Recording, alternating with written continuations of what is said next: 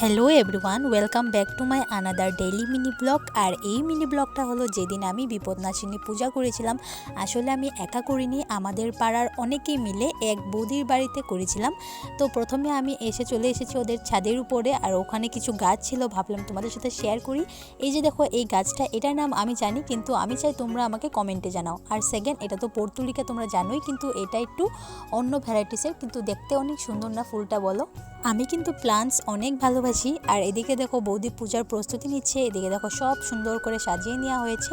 আর এটা হলো বৌদিরই ছেলে, ও আমাদের হেল্প করছিল। আর এদিকটাতে দেখো আমাদেরই 3 কাকি, একজন পুরি বেলে দিচ্ছিল, কেউ ভাজছিল, আরও একজন কাকি এখানে ফলগুলোকে কেটে নিচ্ছিল। তো এখানে সবাই কাজে লেগে গেছে, আর আমি এদিকে শুধু ভিডিও করে যাচ্ছিলাম। আর এদিকে দেখো তারপর আমি আলতা লাগিয়ে নিয়েছি পূজার আগে। তো আলতা লাগাতে কারা কারা ভালোবাসে ওটাও আমাকে জানিও। পুজোর পর এখন খেয়ে নিচ্ছি প্রসাদ, আর প্রসাদে খেতে আমরা অনেকেই চলে এসেছি। এই যে দেখো ওদেরকে তো তোমরা হয়তো ভিডিওতে দেখেছো, আমার কিছু কিছু ভিডিওতে রয়েছে।